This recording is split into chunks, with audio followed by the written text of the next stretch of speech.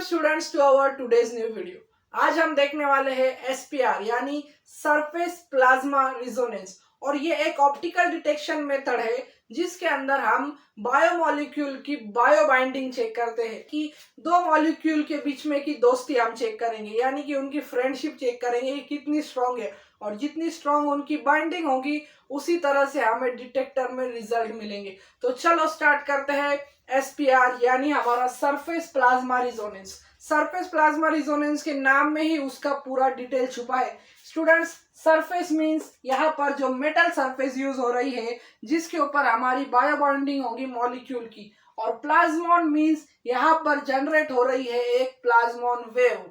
और प्लाज्मॉन वेव किसे कहते हैं स्टूडेंट? ये एक प्लाज्मा वेव है जो ईएम रेंज में आती है। क्या है स्टूडेंट? इसके अंदर किसका इन्वॉल्व है? एक प्लाज्मा वेव का, और इसे ही प्लाज्मॉन वेव कहते हैं। और रिजोनेंस, रिजोनेंस यानी कि यहाँ पर मॉलिक्यूल रिजोनेंट होने वाले हैं।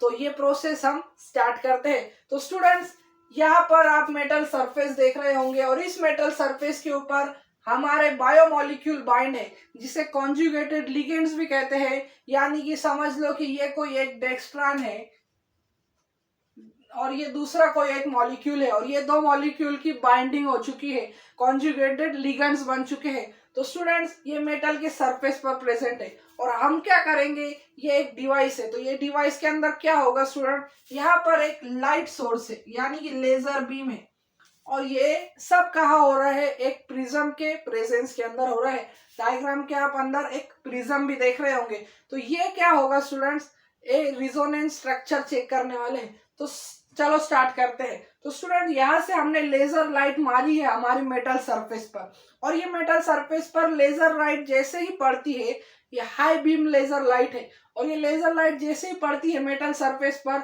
यहाँ के जो बाइंडेड मॉलिक्यूल है स्टूडेंट, हमारे जो बाइंडिंग हो चुकी है दो मॉलिक्यूल के बीच में की, तो ये जैसे ही लेजर लाइट उस पर इम्पैक्ट होगा वो रिजोनेट करना स्टार्ट करेंगे। क्या करना स्टार्ट करेंगे स्टूडेंट?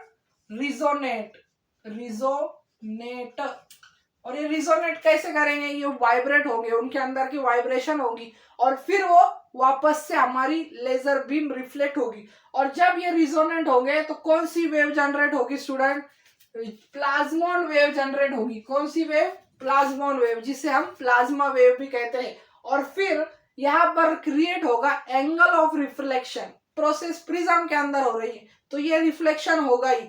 तो क्या होगा स्टूडेंट, जैसे ही रिफ्लेक्ट होकर ये डिटेक्टर पे जाएगी, वहां पर रिफ्रैक्टिव इंडेक्स चेक होगा, और रिफ्रैक्टिव इंडेक्स चेक होगा, और उसके बाद जो हमारा सरफेस प्लाज्मा रिजोनेंस है उसका एक ग्राफ बनेगा जिसे सेंसोग्राम कहते हैं। डिटेक्शन के बाद बनता है। तो स्टूडेंट, यहाँ पर दो चीजें चेक होगी, एंगल ऑफ रिफ्रैक्शन और सरफेस प्लाज्मा रिजोनेंस एंगल। ये दो एंगल हमारे डिटेक्टर में चेक होंगे। और यहाँ पर कौन सी वैल्यू चेक कर रहे हैं स्टूडेंट? यहाँ पर हम हमारा जो बायोमोलिक्यूल है उसकी दो वैल्यू बहुत ही इजीली चेक कर रहे हैं। और स्टूडेंट्स, ये जो डिटेक्शन का मेथड है इसके अंदर ये रियल टाइम है, यानी कि हमें कोई वेट करने की जरूरत नहीं होती। जैसे ही हमने हमारा मॉलिक्यूल डाला, ये प्रोसेस कुछ मिनट्स के अंदर हमें हमारा रिजल्ट दे देता है। इसके अंदर हम दो चीजें चेक करने वाले हैं।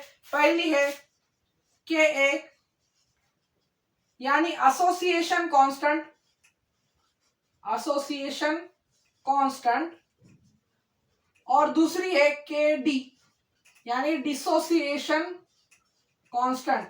और ये दो चीजें बहुत ही इजीली ये मेथड से डिटेक्ट होगी। तो स्टूडेंट, अभी आप प्रोसेस तो हम समझ गए कि लाइट का इम्पैक्ट होने पर मॉलिक्यूल्स रिजोनेट होंगे और फिर रिफ्लेक्शन हमारा डिटेक्टर डिटेक्ट करेगा। पर ये डिटेक्ट करने के बाद जो ग्राफ बनेंगे उससे ही हमें समझ में आएगा। हमें पूरा मैकेनिज्म तो समझ में आ गया जिसमें हम Kd और Ka की वैल्यू पता करने वाले हैं। तो स्टूडेंट्स, ये रहा हमारा ग्राफ। ये जो ग्राफ बना है यहाँ पर ये तो पहले कांस्टेंट ही रहेगा, फिर यहाँ पर एक डिप आएगी और फिर कांस्टेंट होगा, फिर डिप आएगी और फिर डिप आएगी। तो ये डिप क्या है? ये डिप है हमारी मॉलिक्यूलर इंटरैक्शन की डिप है। तो इसी के ऊपर से हमें Ka और Kd पता चलेगा। यहाँ पर नीचे होगा थीटा और यहाँ पर होगा टाइम, कितने टाइम के अंदर ये जो दोनों वैल्यूज हमें मिली है। तो स्टूडेंट्स, डिप का मतलब क्या है?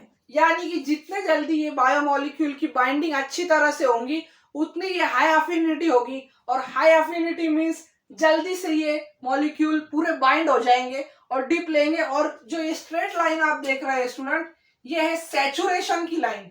किसकी है? सैचुरेशन की। क्योंकि बाइंडिंग के बाद अगर ये पूरे बाइंड हो गए, अगर अच्छी सी इनकी बाइंडिंग है, दो मॉलिक्यूल की फ्रेंडशिप अच्छी है, तो ये पूरी तरह से बाइंड हो जाएंगे और फिर सैचुरेशन क्रिएट होगा। तो सैचुरेशन में स्ट्रेट लाइन आएगी आपको ग्राफ में। वापिस से दूसरा नया मॉलिक्यूल डालेंगे या दूसरा कुछ डालेंगे तो स्टूडेंट वापस से एक नया डिप आएगा, फिर से एक कांस्टेंट लाइन आएगी क्योंकि वापस से सैचुरेशन हो चुका है, क्योंकि वो पूरे बाइंड हो चुके हैं। तो जितनी हाई अफिनिटी होंगी तो स्टूडेंट उतने जल्दी डिप आएगा और उतने जल्दी हमें सैचुरेशन दिखाई देगा।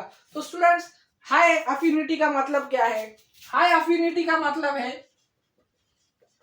हाई अफिनिटी का क्या मतलब है कि जल्दी डिप आ रहा है। तो हाई अफिनिटी से हमें क्या हम कंक्लूड कर सकेंगे कि जो हमारी एसोसिएशन वैल्यू है यानी कि Ka वो हाई होगी। Ka क्या होगा? हाई होगा। और Kd क्या होगा? डिसोसिएशन कांस्टेंट लो होगा अगर हाई अफिनिटी हुई तो। और अगर लो एफिनिटी हुई, लो एफिनिटी है, लो एफिनिटी होगी तो हमारा ग्राफ बहुत ही टाइम लेगा सैचुरेशन होने के लिए। हमारी जो स्ट्रेट लाइन है वो बनने में टाइम हो गया और जल्दी से बाइंडिंग नहीं होगी मॉलिक्यूल की। तो यहाँ पर क्या होगा स्टूडेंट? यहाँ पर Ka की वैल्यू कम होगी और Kd की वैल्यू ज्यादा होगी, यानी कि एसोसिएशन कांस्टेंट कम होगा और डिसोसिएशन कांस्टेंट ज्यादा रहेगा।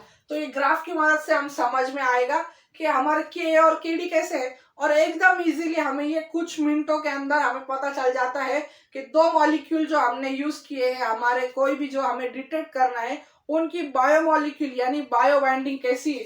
और जितने जल्दी ये डिप आएगा और जितनी जल्दी सैचुरेशन बनेगा यानी कि ये हाई अफिनिटी है। और जितना लेट डिप आएगा और जितनी लेट सैचुरेशन पॉइंट बनेगा, समझता है कि ये हाई अफिनिटी नहीं है, ये लो अफिनिटी है। क्योंकि अफिनिटी लो होगी तो बॉन्डिंग कम होगी और बॉन्डिंग कम होगी तो सैचुरेशन जल्दी नहीं बनेगा। तो स्टूडेंट, आज हमने देखा लेजर बीम के टकराने से रेजोनेंट होगा और रेजोनेंट की वजह से प्लाज्मॉन वेव बनेगी और हमारा डिटेक्टर डिटेक्ट कर सेंसोग्राम पे, किस पे बनाएगा? इसे सेंसोग्राम कहते हैं। क्या कहते हैं स्टूडेंट? सेंसोग्राम। और सेंसोग्राम पर हमें ये ग्राफ डिटेक्शन मिलेगा जिसमें हम एसोसिएशन कांस्टेंट और डिसोसिएशन कांस्टेंट पता कर पाएंगे, जिसमें हाई अफिनिटी और लो अफिनिटी हमें बायो बाइंडिंग पता चल जाएगी। और ये बहुत ही इजी और रिलायबल मेथड है जिसके अंदर कोई लेबल मॉलिक्यूल यूज नहीं होता। यहाँ पर कोई रेडियो लेबल की जरूरत नहीं है, ना ही हमें कोई HPLC की जरूरत है, ना कुछ हमें कोई प्रोसेस करनी है। हमारा मॉलिक्यूल डायरेक्टली डालना है और ये डिवाइस हमें जल्द से जल्द सेंसोग्राम पर हमारी बायो बाइंडिंग का रिजल्ट दे देगा। और इस मेथड को कहते हैं सरफेस प्लाज्मॉन रिजोनेंस। तो मुझे उम्मीद है कि आपका कंसेप्ट सरफेस प्लाज्मॉन रिजोनेंस के बारे में क्लियर हो चुका होगा। तो ऐसी ही मोर मेथड्स इन बायोलॉजी की वीडियोस के लिए मेरे चैनल को सब्सक्राइब करें, शेयर करें और लाइक करना ना भूलें। और अगर आपको कोई मेथड चाहिए या कोई टॉपिक पर वीडियो चाहिए तो कमेंट बॉक्स में जरूर बताएं, मैं उस पर वीडियो जरूर बनाऊंगा। Thank you for watching.